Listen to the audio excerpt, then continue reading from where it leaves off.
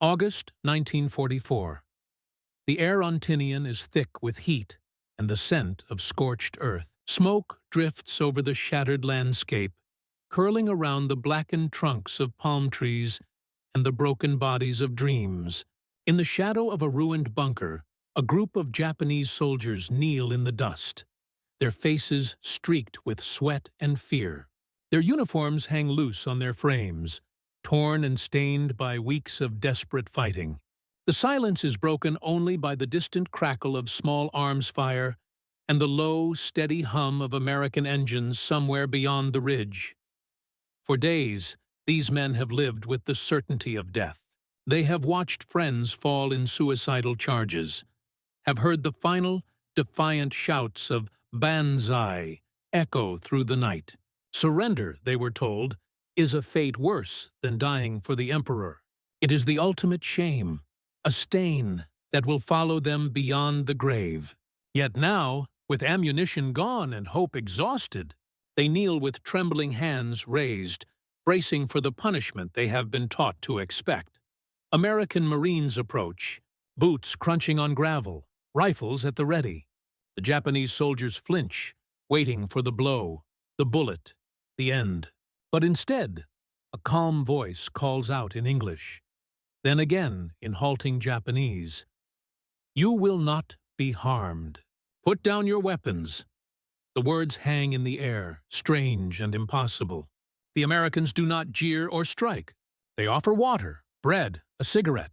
One by one, the prisoners accept, tears mixing with sweat, as the first taste of mercy shatters everything they thought they knew. In the summer of 1944, the Pacific War had reached a fever pitch. The United States, having fought its way across the vast blue expanse of the ocean, was now closing in on the Japanese home islands. Each new battle was more desperate than the last. The islands of Saipan, Tinian, and Guam became names etched in blood and memory, their beaches and jungles transformed into killing grounds. For the Japanese defenders, the order was clear: resist to the last man, die before surrender, and take as many of the enemy with you as possible. This was not just military doctrine, it was a code woven into the very fabric of their identity. The roots of this code ran deep. For generations, the samurai ideal of Bushido had shaped Japanese military culture. Honor was everything. To be captured was to bring shame not only on oneself, but on one's family, one's ancestors, and the emperor himself. Propaganda reinforced this belief at every turn. Leaflets, radio broadcasts, and officers' speeches all repeated the same message. Americans were brutal, merciless, and would torture or kill any Japanese soldier who fell into their hands. Surrender was not an option. It was a fate to be avoided at any cost. This mindset had devastating consequences. On Saipan, thousands of Japanese soldiers and civilians chose suicide over capture. Parents threw their children from cliffs before leaping after them. Soldiers charged American positions in hopeless banzai attacks, preferring death in battle to the imagined horrors of captivity. The Americans, for their part, were bewildered and horrified by the ferocity of this resistance. They had never encountered an enemy so determined to die rather than yield. Yet, as the campaign wore on, cracks began to appear in the wall of fanaticism. Some Japanese soldiers, wounded, starving, or simply exhausted, began to question the code. They saw that the Americans, while relentless in battle, did not always match the monstrous image painted by Tokyo's propaganda. Stories filtered through the ranks of prisoners who were not tortured, but treated with a strange, almost incomprehensible decency. These stories were rare, whispered in secret, but they planted seeds of doubt. The American military, meanwhile, faced its own challenges. The Geneva Convention of 1929, which the United States had ratified, set clear rules for the treatment of prisoners of war. But the realities of the Pacific made these rules difficult to enforce. The fighting was brutal, the distances vast, and the logistics daunting. Many American soldiers, hardened by months of combat, and the loss of friends to suicide attacks, viewed the Japanese with suspicion and anger. Yet, official policy was clear. Prisoners were to be treated humanely, given food, water, and medical care, and protected from harm. This policy was not just a matter of law, it was a matter of principle. American commanders understood that how they treated prisoners would shape the reputation of the United States, both during the war and after. They also knew that acts of mercy could have a powerful psychological impact on the enemy. If Japanese soldiers saw that surrender did not mean torture or death, more might choose to lay down their arms, saving American lives in the process. On the ground, the reality was complex. Some units followed the rules to the letter, while others, caught up in the chaos and fury of battle, did not. But as the war dragged on and the number of prisoners grew, a pattern began to emerge.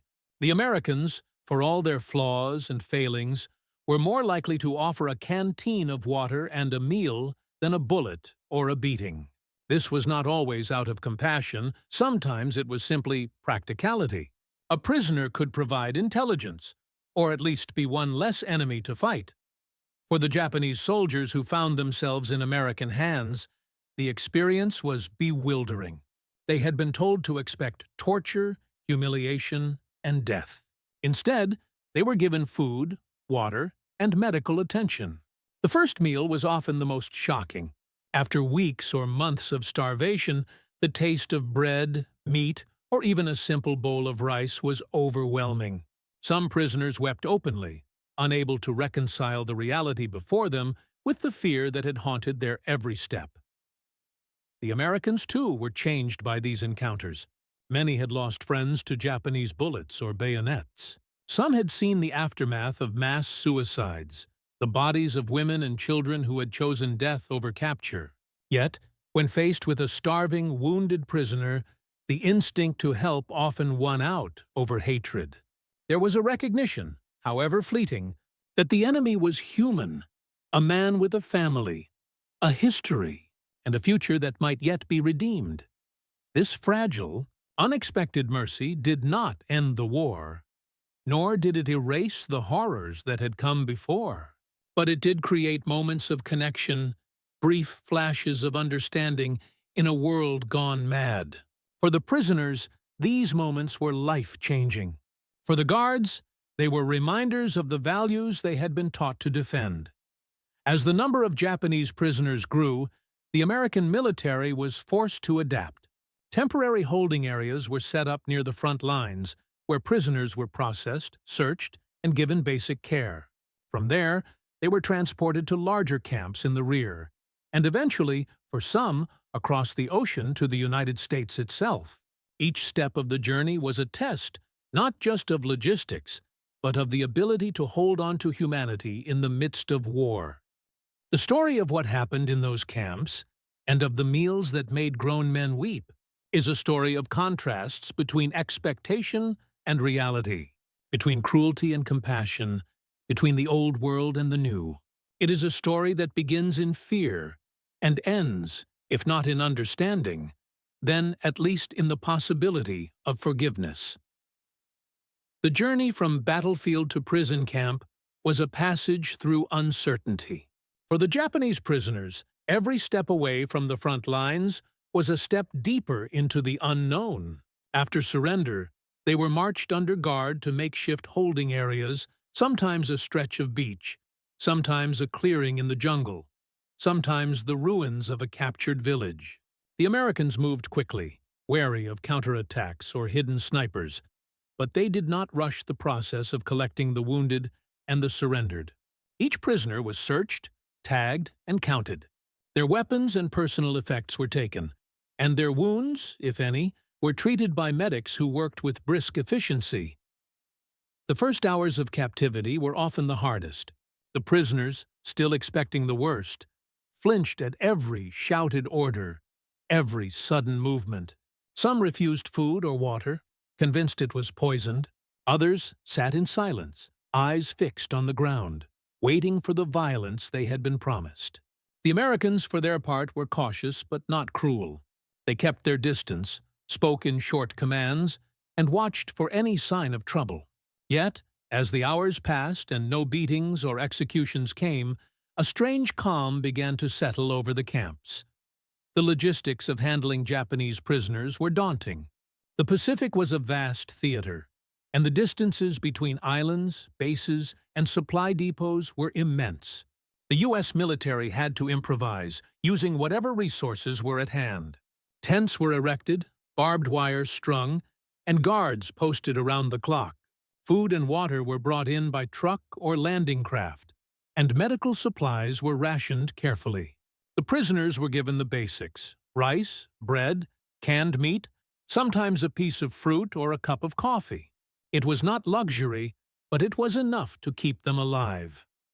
For many Japanese soldiers, the first real meal in captivity was a moment of profound shock. They had survived for weeks on handfuls of rice, roots, and whatever they could scavenge. Now, faced with a tray of food, however plain, they were overwhelmed. Some ate in silence, tears streaming down their faces. Others hesitated, unable to believe that the enemy would offer sustenance instead of suffering. The Americans watched with a mixture of curiosity and discomfort, unsure how to bridge the gulf between themselves and the men they had been fighting.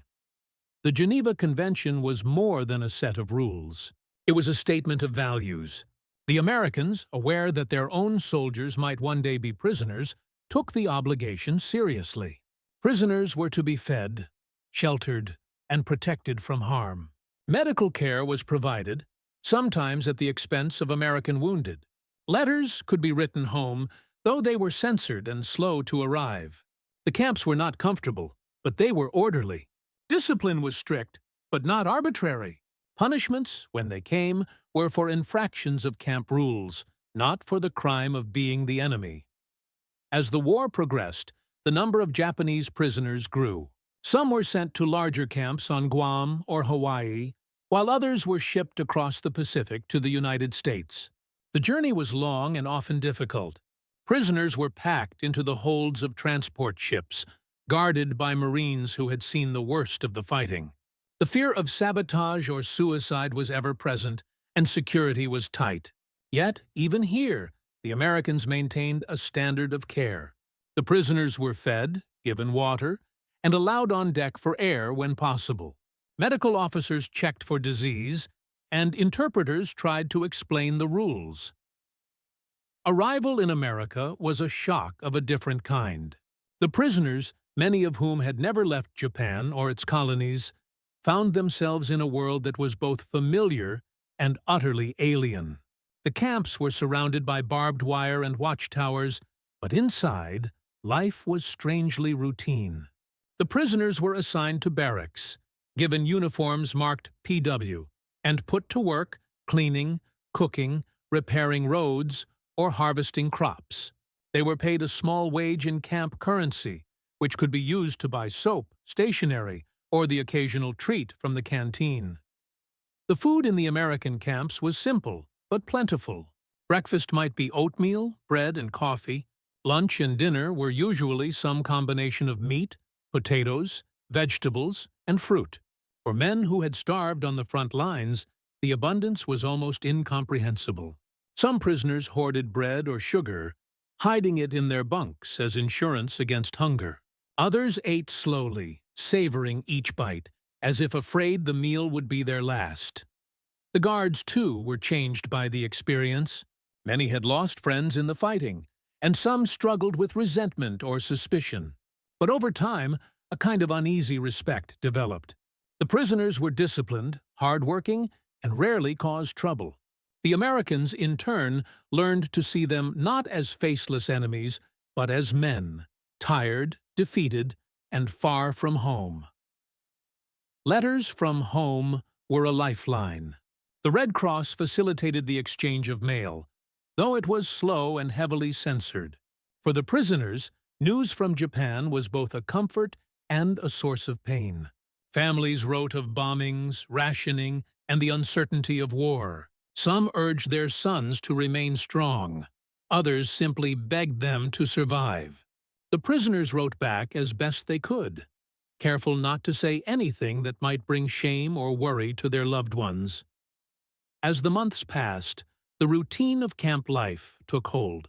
Work, meals, roll calls, and the endless waiting for news of the war. The prisoners watched the seasons change, the snow falling on the barracks in winter, the fields turning green in spring. Some found solace in small rituals. Tea brewed from leaves gathered in the fields, songs sung quietly at night, stories shared in the darkness. Others struggled with shame and guilt, haunted by memories of battle and the knowledge that they had survived when so many had not. Yet, through it all, the memory of that first meal, the moment when fear gave way to relief, when the expectation of torture was replaced by the reality of mercy, remained a touchstone. It was a reminder that even in the midst of war, humanity could survive. The human experience of captivity is shaped by expectation and reality, and for the Japanese prisoners, the gap between the two was a chasm. In the first days after surrender, fear was a constant companion. The men remembered the warnings of their officers, the stories told in whispers on the transport ships, the propaganda that had painted the Americans as merciless. They braced for beatings, for starvation, for humiliation. Instead, they found themselves in a world governed by rules, strange, foreign, but consistent. The emotional journey of these men was not linear. Relief at being alive was quickly followed by shame. They had survived, but at what cost? The code of Bushido, the expectations of family and nation, weighed heavily on their minds. Some prisoners withdrew into silence, refusing to speak or eat, convinced that death would be preferable to dishonor. Others tried to maintain a sense of dignity, standing straight during roll call, keeping their uniforms as neat as possible, even as the fabric frayed and faded. Yet, as days turned into weeks, small moments of grace began to accumulate. A guard who offered a cigarette without a word, a medic who dressed a wound with gentle hands, a cook who slipped an extra piece of bread onto a tray. These gestures, minor in the eyes of the Americans, were seismic for the prisoners. Each act of kindness chipped away at the wall of fear and suspicion, forcing the men to confront the possibility that their enemy was not the monster they had been taught to hate. The tactical reality for the U.S. military was complex. Handling large numbers of prisoners required discipline, resources, and a clear chain of command. The camps were run with military precision, schedules posted, rules enforced, punishments meted out for infractions. Yet, there was also a recognition that the war was changing. The number of prisoners was growing, and with it, the need for order and stability. Riots, escapes, or mass suicides would be disastrous, both for morale and for the war effort. To prevent unrest, the Americans relied on a combination of firmness and fairness. Work assignments were rotated, privileges granted for good behavior, and grievances heard by camp officers. Interpreters played a crucial role, bridging the gap between cultures and helping to defuse misunderstandings before they could escalate. The goal was not to befriend the prisoners, but to maintain control, and in doing so, to uphold the values that the Americans believed set them apart from their enemies. Morality was a constant undercurrent. The Americans were aware that their actions would be judged not just by their own superiors, but by history. The Geneva Convention was more than a legal obligation. It was a test of character. Could they treat the enemy with dignity, even after the horrors of battle? Could they resist the urge for revenge, the temptation to answer cruelty with cruelty? For many guards, the answer was yes, though not without struggle. The contrast between expectation and reality was most stark at mealtimes. The Japanese prisoners, accustomed to hunger and deprivation, were stunned by the regularity and abundance of food. The first meal was often eaten in silence, the men too overwhelmed to speak. Some wept openly, the tears a mixture of relief, gratitude, and shame. The Americans, for their part, were sometimes puzzled by the reaction. To them, a bowl of stew or a slice of bread was nothing special. To the prisoners, it was proof that the world was not as simple as they had been told. Leadership on both sides played a crucial role in shaping the experience of captivity. Japanese officers, stripped of their authority, struggled to maintain discipline and morale among their men. Some tried to enforce the old codes, urging their soldiers to refuse food or work, to maintain a posture of defiance. Others, recognizing the futility of resistance, encouraged cooperation and adaptation. The Americans, too, were led by men who understood the stakes. Camp commanders set the tone, insisting on humane treatment and swift punishment for abuses. The best leaders were those who could balance firmness with empathy, who saw the prisoners not just as enemies, but as men caught in the machinery of war. The American soldiers who guarded the camps brought their own perspectives. Some were hardened by combat, carrying the scars of lost friends and bitter battles. Others were new to the war, assigned to guard duty as a respite from the front lines. For many, the experience was transformative. They arrived expecting to hate the prisoners, to see them as the embodiment of everything they had fought against. But over time, the daily routines, the shared meals, the small conversations, the moments of laughter or sorrow blurred the lines between us and them. Cultural differences were everywhere. The Japanese prisoners bowed when spoken to, kept their barracks meticulously clean, and observed rituals that baffled their American captors. The Americans, in turn, played music over loudspeakers, celebrated holidays with special meals, and allowed the prisoners to write letters home. Food became a bridge between worlds. The prisoners learned to eat bread and potatoes, to drink coffee, to savor the unfamiliar sweetness of canned fruit. The Americans watched with curiosity as the men adapted, sometimes trading recipes or sharing stories about meals back home. The impact of kindness was profound. For the prisoners, it was a lifeline, a reminder that survival was possible, that the future might hold something other than shame or death. For the Americans, it was a lesson in the power of mercy. The act of serving a meal, of offering a blanket or a kind word, became a way to reclaim their own humanity, to push back against the brutality of war. As the days passed, the boundaries between captor and captive began to blur. The prisoners were still watched, still counted, still reminded of their status. But they were also seen, in small ways, as men. The Americans, for all their power, recognized the dignity of those they had defeated. The Japanese, for all their loss, found a measure of peace in the simple rituals of daily life. Leadership decisions on both sides shaped the daily reality of captivity. For the Japanese, the sudden loss of command structure was disorienting. Officers who had once commanded with absolute authority now found themselves stripped of rank, their words carrying little weight beyond the barbed wire. Some clung to the old codes, gathering their men for whispered reminders of duty and honor, urging them to maintain discipline and resist the softening influence of the enemy. Others quietly began to adapt.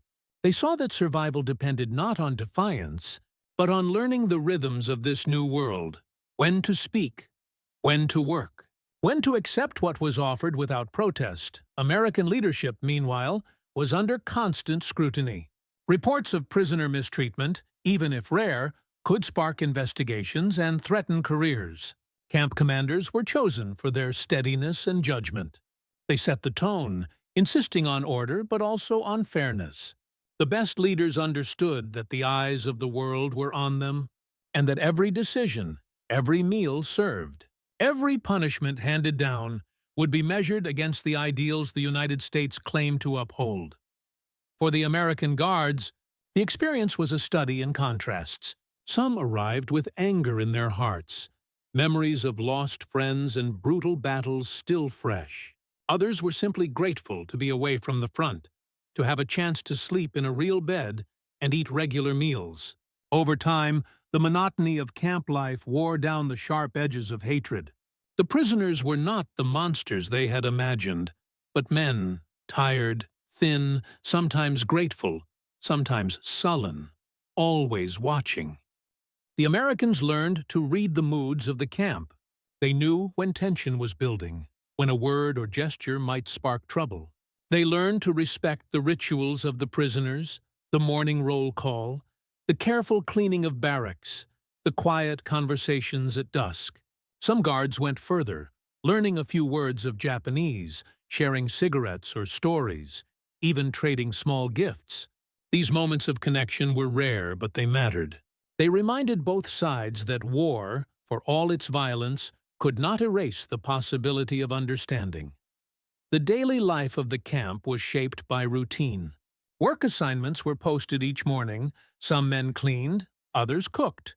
A few were sent outside the wire to help with farm work or repairs. The Americans enforced discipline, but not with cruelty.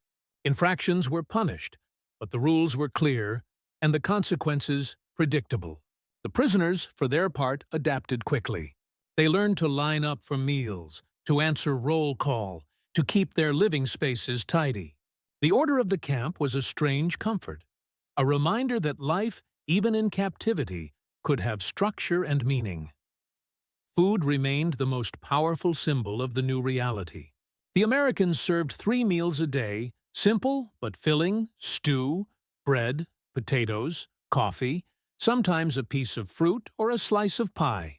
For men who had starved on the front lines, the abundance was overwhelming. Some hoarded bread or sugar, hiding it in their bunks as insurance against hunger. Others ate slowly, savoring each bite as if afraid the meal would be their last. The guards watched with a mix of curiosity and respect, sometimes slipping an extra portion to a prisoner who looked especially thin. The impact of these meals was profound. For the prisoners, they were a daily reminder that the world was not as simple as they had been told. The enemy, for all his power, could show mercy. The Americans, for their part, found that the act of serving food was a way to reclaim their own humanity, to push back against the brutality of war. The mess hall became a place of quiet transformation, where the boundaries between captor and captive blurred, if only for a moment. Cultural differences were everywhere. The Japanese prisoners bowed when spoken to, kept their barracks meticulously clean, and observed rituals that baffled their American captors.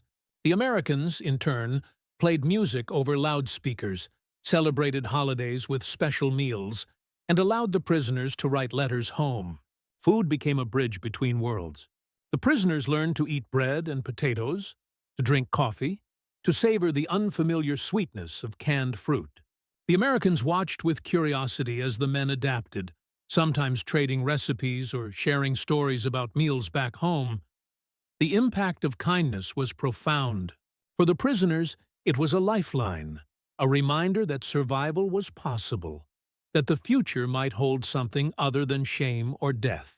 For the Americans, it was a lesson in the power of mercy, the act of serving a meal, of offering a blanket or a kind word, became a way to reclaim their own humanity, to push back against the brutality of war. As the days passed, the boundaries between captor and captive began to blur. The prisoners were still watched, still counted, still reminded of their status. But they were also seen, in small ways, as men. The Americans, for all their power, recognized the dignity of those they had defeated. The Japanese, for all their loss, found a measure of peace in the simple rituals of daily life. The day the first real meal was served in the American camp is remembered by many Japanese prisoners as the moment their world truly changed. It began like any other morning, roll call in the chill air, the guards' voices echoing across the yard, the slow shuffle to the wash basins, the quiet tension that never quite left the barracks.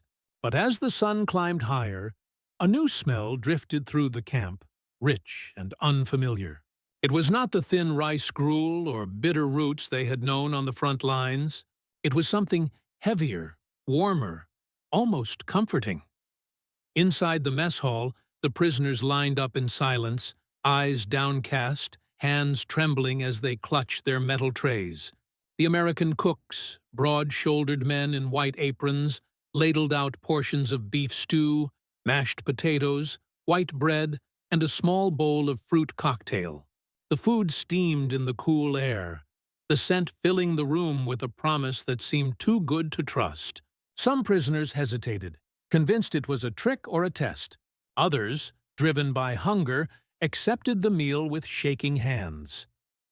Private Nakahara, who had survived the chaos of Saipan and the long journey across the Pacific, stood near the end of the line. He watched as the men ahead of him took their seats, some staring at the food in disbelief, others bowing their heads in silent prayer. When his turn came, the cook offered a gentle nod and an extra spoonful of potatoes. Nakahara could barely speak. He took his tray and sat at the edge of a long table, the noise of the hall fading into a hush as the prisoners waited for some signal, some permission to begin. There was none. Slowly, tentatively, the first bites were taken.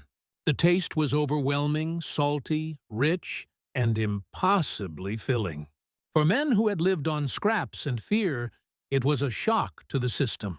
Some chewed slowly, savoring each mouthful as if it might vanish. Others ate quickly, afraid the meal would be taken away. Tears welled in the eyes of more than one prisoner, the emotion too raw to hide. The guards watched from the walls, silent and respectful, understanding that something important was happening. Lieutenant Takahashi, once a proud officer in the Imperial Army, found himself unable to swallow. The stew reminded him, faintly, of home, of his mother's cooking, of meals shared with family before the war. The memory was almost too much to bear. He set down his fork and pressed his hands to his face, struggling to contain the flood of feeling. Around him, other men wept openly, the shame of survival mingling with the relief of being fed, the confusion of kindness from an enemy they had been taught to hate. The Americans did not mock or jeer. They moved quietly among the tables, refilling coffee cups, offering extra bread, answering questions through interpreters.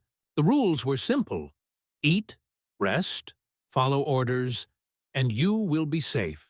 For the prisoners, it was a new kind of discipline, one that demanded not obedience to the emperor, but acceptance of mercy from the enemy. As the meal ended, the prisoners filed out in silence, some bowing slightly to the cooks, others clutching their trays as if they were lifelines. The mess hall was left with the faint smell of stew and the echo of something unspoken, a sense that the war, at least for a moment, had been set aside. That night, the barracks were quieter than usual. Men lay awake, staring at the ceiling, replaying the events of the day in their minds. Some wrote letters home, describing the meal in careful detail, struggling to find words for the kindness they had received. Others simply wept, the tears a release of months of fear and hunger. For many, it was the first time since capture that they allowed themselves to hope. The next morning, the routine resumed: roll call, work assignments, the endless waiting for news of the war. But something had shifted. The prisoners moved with a little more energy, spoke with a little more confidence. The guards noticed the change, too. There were fewer fights, fewer attempts at escape or self-harm. The camp felt, if not peaceful, then at least stable. The story of the meal spread quickly, both among the prisoners and the guards. It became a touchstone, a moment that was retold in letters, remembered in quiet conversations, and passed down to new arrivals. For the Americans, it was a reminder of the power of small acts of mercy. For the Japanese, it was proof that the world was larger and more complicated than they had been taught. In the weeks that followed, the meals continued, sometimes simple, sometimes special, always enough. The prisoners learned to trust, if not the enemy, then at least the promise of food and safety. The Americans, for their part, learned to see the prisoners as men, not just as enemies. The boundaries between captor and captive remained, but they were softened by the daily rituals of camp life. The first meal was more than just food. It was a moment of transformation, a breaking of the old order, a glimpse of a future in which mercy might be stronger than hate. It was a lesson that would echo long after the war was over, in the memories of those who had lived through it. In the days after that first meal, the atmosphere in the camp began to change in ways both subtle and profound. The Japanese prisoners, who had entered captivity expecting brutality, found themselves caught in a slow, bewildering transformation. The routines of camp life, roll call, work details, meals, and rest became a kind of anchor, a structure that replaced the chaos and terror of the battlefield. Yet beneath the surface, emotions ran deep and complex. For many, the act of eating together was the first step toward reclaiming a sense of humanity. The mess hall, once a place of dread, became a space where men could sit side by side, sharing not just food, but the unspoken bond of survival. The Americans continued to serve meals with quiet efficiency, never making a spectacle of their mercy. The food was never extravagant, but it was always enough. On holidays, the cooks sometimes prepared something special: roast turkey at Christmas, apple pie in the fall. These gestures, small in the grand scheme of war, carried enormous weight for men who had been prepared to die rather than surrender. The emotional impact of these meals was not limited to the prisoners. The American guards, too, found themselves changed by the daily rituals of camp life. Many had arrived with hardened hearts, shaped by the violence and loss of the Pacific Campaign. Some had lost friends to banzai charges or kamikaze attacks. Yet, as the weeks passed, the act of serving food, of watching the prisoners eat and regain their strength, became a quiet lesson in empathy. The enemy, once faceless and feared, became a collection of individuals, some grateful, some sullen, all unmistakably human. Letters home reflected this shift. Japanese prisoners wrote to their families, describing the food, the routines, the unexpected kindness of their captors. "We are fed well," one man wrote. "The Americans treat us fairly. I do not understand it, but I am grateful." For many, these letters were the first chance to reassure loved ones that they were alive, that they had not been tortured or killed as so many had feared. The act of writing, of putting pen to paper, was itself an act of hope. The guards, too, wrote home about their experiences. Some described the strangeness of watching former enemies bow in gratitude after a meal. Others spoke of the quiet dignity of the prisoners, the way they kept their barracks clean, the songs they sang at night. A few admitted to feeling conflicted, proud, to be upholding American values, but haunted by memories of friends lost in battle. The war was not over, and hatred was never far from the surface. But, in the daily routines of the camp, something softer began to take root. The transformation was not without its challenges. Some prisoners struggled to adapt, clinging to the old codes of honor and shame.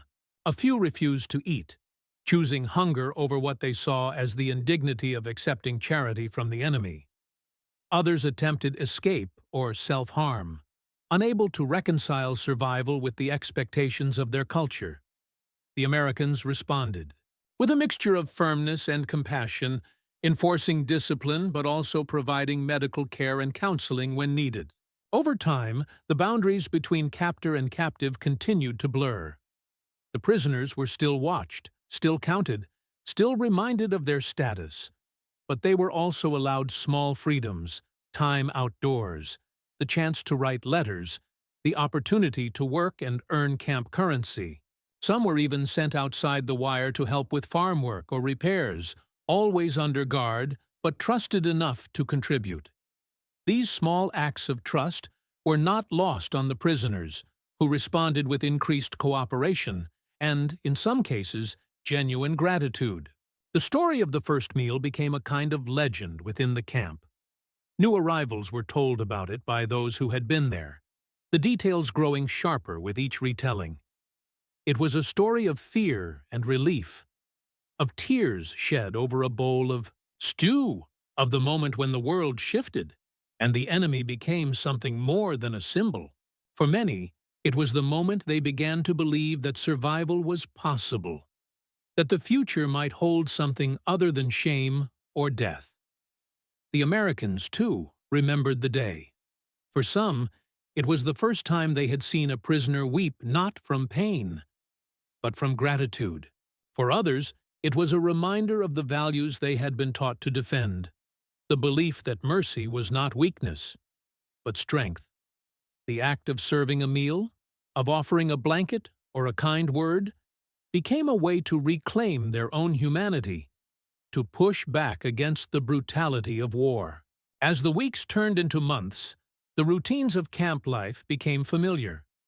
The prisoners learned to trust, if not the enemy, then at least the promise of food and safety. The Americans learned to see the prisoners as men, not just as enemies. The boundaries remained, but they were softened by the daily rituals of camp life. The war outside the wire continued, with news of battles and bombings filtering in through letters and newspapers. The prisoners followed the progress of the conflict, with a mixture of hope and dread, wondering what the future would hold. But inside the camp, the lessons of that first meal endured, a reminder that even in the midst of war, mercy could change everything. The immediate aftermath of that first meal and the days that followed set in motion a quiet transformation that rippled through every corner of the camp. The Japanese prisoners, once united by fear and shame, began to find new rhythms in their daily lives. The routines of captivity, work, meals, roll call, and rest became a framework for survival, a way to reclaim a sense of order and dignity in a world turned upside down. For many, the shock of mercy was as profound as the shock of battle. The memory of that first meal lingered in the mind, a moment when the boundaries between enemy and human blurred. Some prisoners, still haunted by the old codes, struggled to accept the kindness of their captors. They ate in silence, eyes downcast, afraid to meet the gaze of the Americans who served them. Others, emboldened by the simple act of being fed, began to open up, first to each other, then, cautiously, to the guards. The Americans, too, felt the change. The act of serving food, of watching the prisoners eat and regain their strength, became a daily reminder of the values they were fighting to defend. The guards enforced discipline, but they did so with a sense of purpose that went beyond mere obedience to orders. They saw the prisoners not as faceless enemies, but as men, tired, defeated, and far from home. The mess hall became a place of quiet connection, where the rituals of war gave way, if only for a moment, to the rituals of shared humanity. Reports of the camp's atmosphere began to filter up the chain of command. Officers noted the low incidence of violence, the high morale among both prisoners and guards, the absence of major disciplinary problems. Letters from the Red Cross praised the camp's adherence to the Geneva Convention, highlighting the quality of food, medical care, and living conditions. The story of the first meal, and the tears it brought, became a point of pride for the Americans, a symbol of their commitment to mercy, even in the midst of war. For the Japanese prisoners, the experience was more complicated. The shame of surrender lingered, a shadow that could not be dispelled by bread or stew. Letters from home were bittersweet. Relief at news of survival mingled with the pain of knowing that families suffered, that the war continued, that the old codes of honor still held sway in the minds of those left behind. Some prisoners wrote of their gratitude for the kindness they had received. Others struggled to find words that would not bring shame to their families. Yet, as the weeks passed, the routines of camp life began to reshape the prisoners' sense of self. Work assignments gave structure to the day, a sense of purpose that had been lost in the chaos of battle. Some men found satisfaction in simple tasks, cleaning, cooking, repairing fences, or tending gardens. The Americans paid them in camp currency, which could be used to buy small luxuries, soap, stationery, even the occasional chocolate bar. These tokens of normalcy, however modest, became symbols of survival, reminders that life could go on. The guards, too, found themselves changed by the experience. Many had arrived with hardened hearts, memories of lost friends and brutal battles still fresh. Yet, as the days passed, the act of serving food, of watching the prisoners eat and regain their strength, became a quiet lesson in empathy. The enemy, once faceless and feared, became a collection of individuals, some grateful, some sullen, all unmistakably human. The story of the first meal continued to echo through the camp. New arrivals were told about it by those who had been there, the details growing sharper with each retelling. It was a story of fear and relief, of tears shed over a bowl of stew, of the moment when the world shifted and the enemy became something more than a symbol. For many, it was the moment they began to believe that survival was possible, that the future might hold something other than shame or death. The Americans, too, remembered the day. For some, it was the first time they had seen a prisoner weep not from pain, but from gratitude. For others, it was a reminder of the values they had been taught to defend, the belief that mercy was not weakness, but strength. The act of serving a meal, of offering a blanket or a kind word, became a way to reclaim their own humanity, to push back against the brutality of war. As the weeks turned into months, the routines of camp life became familiar. The prisoners learned to trust, if not the enemy, then at least the promise of food and safety. The Americans learned to see the prisoners as men, not just as enemies. The boundaries remained, but they were softened by the daily rituals of camp life. The war outside the wire continued, with news of battles and bombings filtering in through letters and newspapers. The prisoners followed the progress of the conflict with a mixture of hope and dread, wondering what the future would hold. But inside the camp, the lessons of that first meal endured, a reminder that even in the midst of war, mercy could change everything. As the seasons changed, the camp settled into a rhythm that was both strange and strangely comforting. The Japanese prisoners, once united by fear and shame, now found themselves adapting to a new reality. The routines of captivity, work, meals, roll call, and rest became the framework of their days. The memory of that first meal lingered, a moment when the boundaries between enemy and human blurred. But it was the daily repetition of kindness that truly began to reshape their sense of self.